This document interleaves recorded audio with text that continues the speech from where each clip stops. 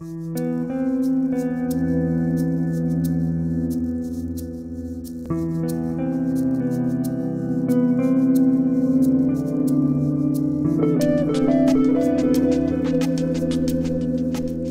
think everybody's creative in some sense, you know.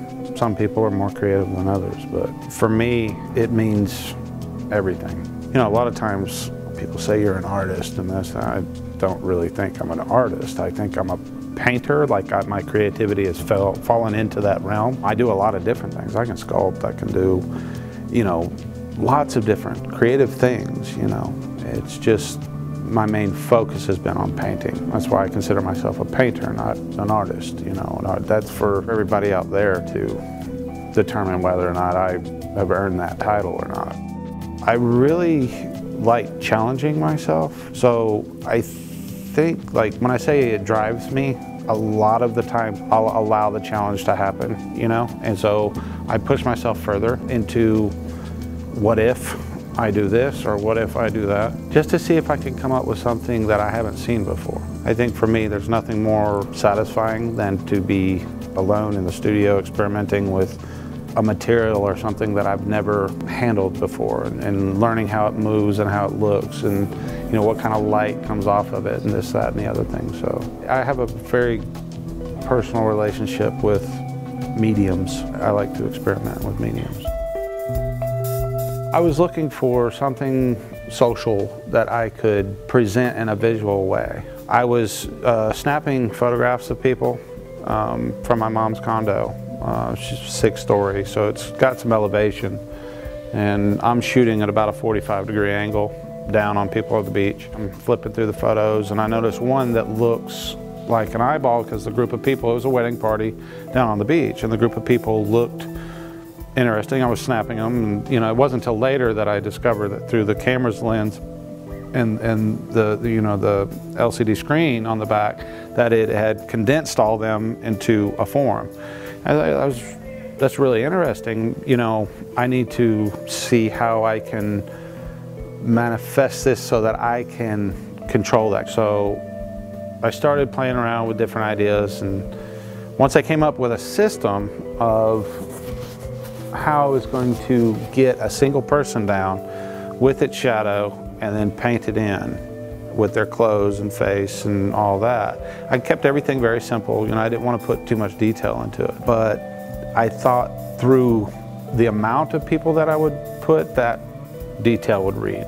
The size was, it took me forever to come up with the perfect size for the dimension of paintings that I was going to be creating. It was an inch 0.03. I know it's a crazy number, but it worked out just right because it allowed me to adjust for smaller people, taller people, that sort of thing. Once I had that, I painted one silhouette with its shadow, painted it in, and that's when I knew I had something that I hadn't seen.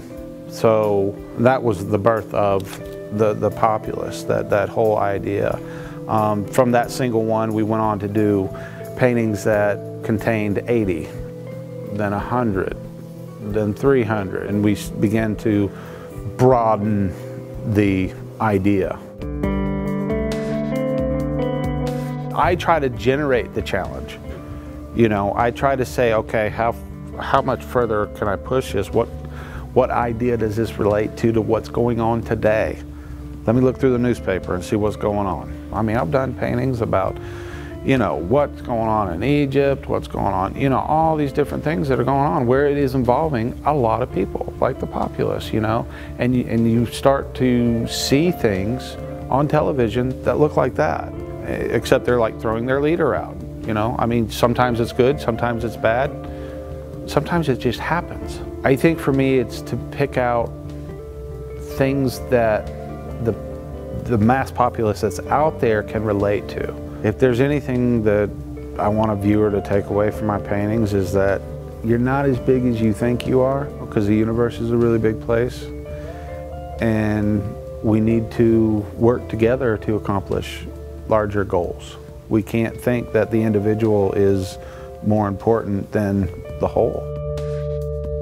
What I expected to happen was, especially when I do portraits, with the people is I knew I was going to capture someone from a distance. Just see it, they recognize who it is, but there's something not right about it because I've never seen it done or it look like that before.